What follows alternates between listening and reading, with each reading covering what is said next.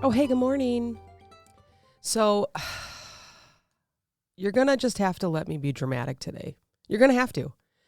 I have had a cold since we returned from vacation, and it has been horrible. Okay, yes, I'm just complaining about a cold. I get it. So many of you out there that listen, I know I've had worse, but I'm just going to complain about my cold today because I feel like it. It's stupid. I cannot shake this cold. I've been to the doctor a couple times. I can't breathe through my nose. I keep coughing. It's been over 2 weeks now, I think.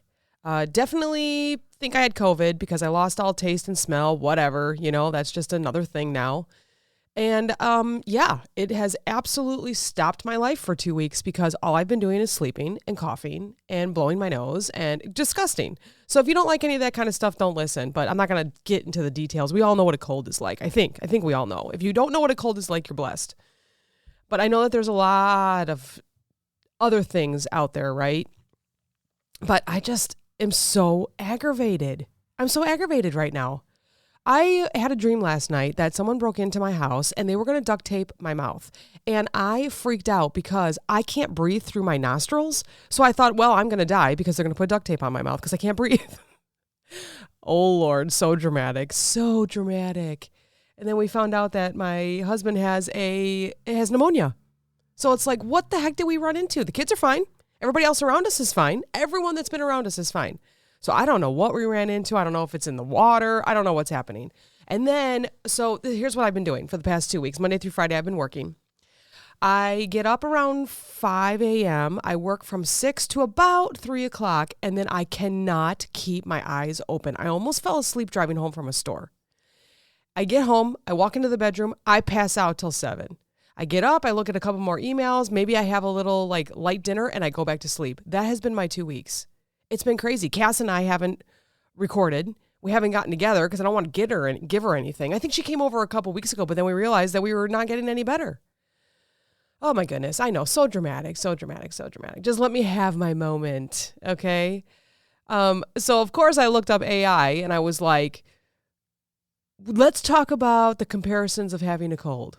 Like, for example, it gave me having a cold is like being a phone with 1% battery. You can still technically function, but absolutely useless, right? Like when this computer gets to 1% and I'm trying to get that last line in, if I'm writing my book or if I'm looking at something for the podcast, I'm trying to get it in, it's just so slow.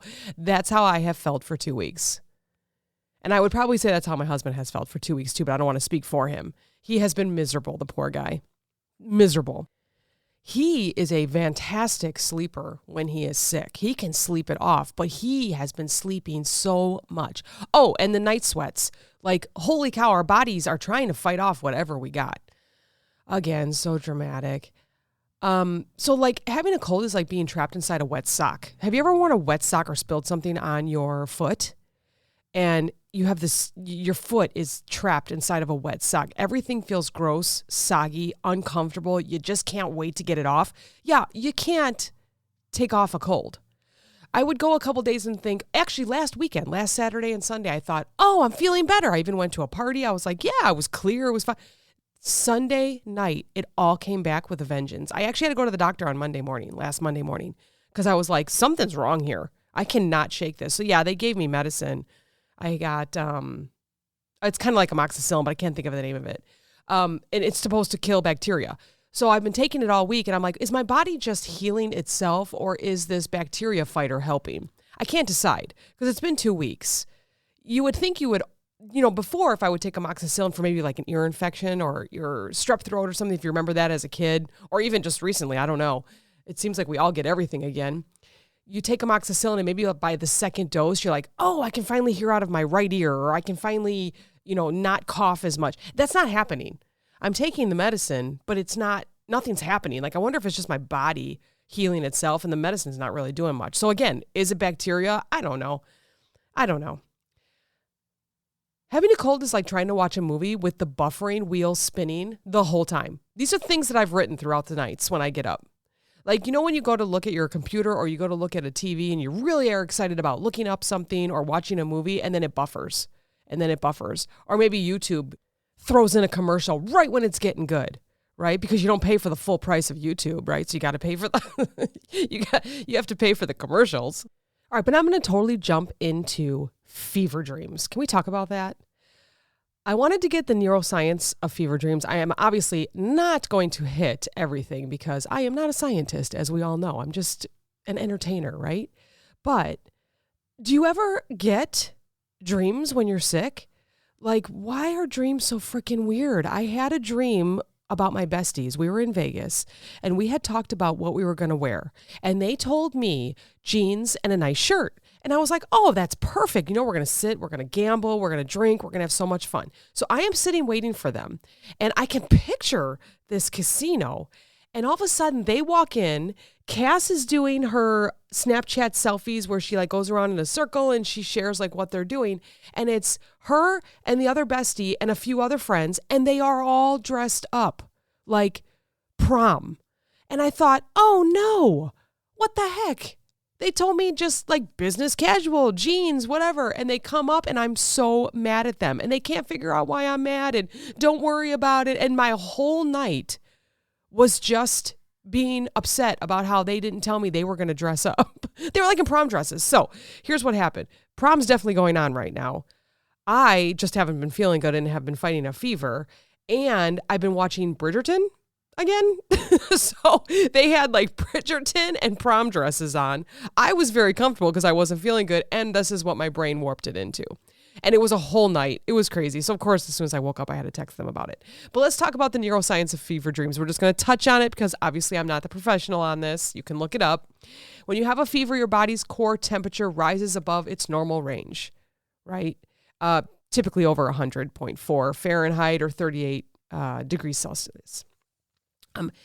This increase can affect your brain function, particularly in areas responsible for regulating sleep and processing sensory information. The hypothalamus, I can't believe I can say that, which plays a crucial role in both temperature regulation and sleep cycles, may become dysregulated, leading to altered dream experiences. You can look this up on everywhere. I just looked up the neuroscience of fever dreams and it brought in a whole bunch of stuff. How about the impact on REM sleep? Most vivid dreams occur during the rapid eye movement, REM, stage of sleep. Fevers can disrupt the normal progression of sleep stages, often leading to fragmented REM sleep. This disruption may result in dreams that are more vivid, emotionally intense, and more bizarre than usual. There's also an altered neurotransmitter activity. So fever can influence the levels of neurotransmitters in the brain, like dopamine, serotonin, and it's critical for mood regulation and dream formation. Changes in these chemical messengers can contribute to the emotional intensity and unusual content of fever dreams. There's a heightened emotional processing too. So during illness, the body's stress response is activated, releasing stress hormones like cortisol, which is why I was sweating. The heightened state can lead to increased emotional processing during sleep, manifesting as intense or disturbing dreams that reflect the body's physical and emotional stress. I was so stressed that my friends dressed up and I was in jeans. I had a heightened emotional processing dream. Continuity between waking and dreaming states too. There's a continuity hypothesis of dreaming suggests that our dreams often reflect our waking experiences and concerns. Okay, so I was worried about dressing, I guess. I was definitely worried about work. I had a lot of work dreams. I was worried about running. I was worried about getting better. When you're sick, your physical discomfort and emotional distress can seep into your dreams. So they overlap a little bit, leading to scenarios that mirror your illness, such as feeling trapped, being chased, experiencing other forms of threat. For example, I was dreaming that I was going to get robbed and they were going to put duct tape over my mouth and I was freaking out because there was no way I was going to be able to breathe because I was so congested. I had a sinus infection. Okay, just a few more things and then we're going to talk about managing fever dreams. I mean, we all do our own things, but why not? We'll ask AI and see what it says. We'll ask a computer and see how we're supposed to feel better at night or when we're sleeping.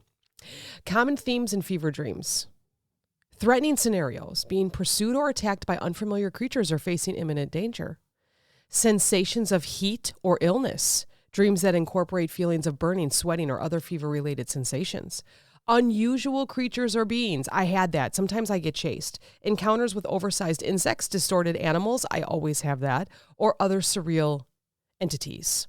Usually mine's like a shadow. Repetitive or recurring dreams. Some individuals report experiencing the same unsettling dream during the sickness, right? Multiple times during a fever episode. Maybe you have the same dream. It just keeps going a little bit further. I had that. I had it where I was going to a payphone and I couldn't dial 911. Someone was sick, I think, and I could not hit the buttons. I would hit 722. I would hit 833. You ever have that happen where you try to phone a friend or phone emergency and you do not hit the right numbers and then no one's on the other line ever? Spatial distortions is something that I have a lot. That's when like the room is melting or some creature figures into something else. It's like a distortion of what something's supposed to look like. I get that a lot. So how do we get through it? Sometimes you just can't, right? You just got to let it do its thing, right? But how can we cut down on those weird dreams? Maybe keep your room cool. Drink lots of water. That's what I did. Take fever medicine if the doctor says so. And just try to keep getting sleep. Don't feel bad about not doing anything.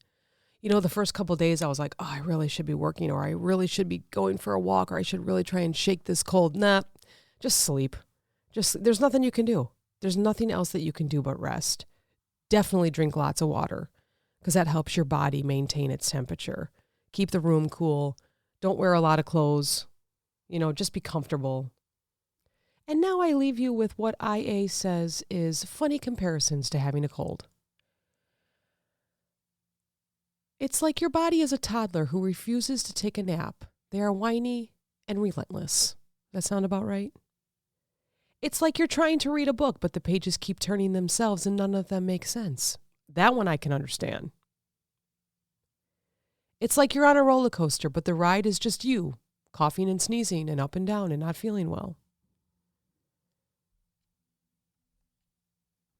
Having a cold is like being a printer, constantly making noise, but never quite doing what you're supposed to do.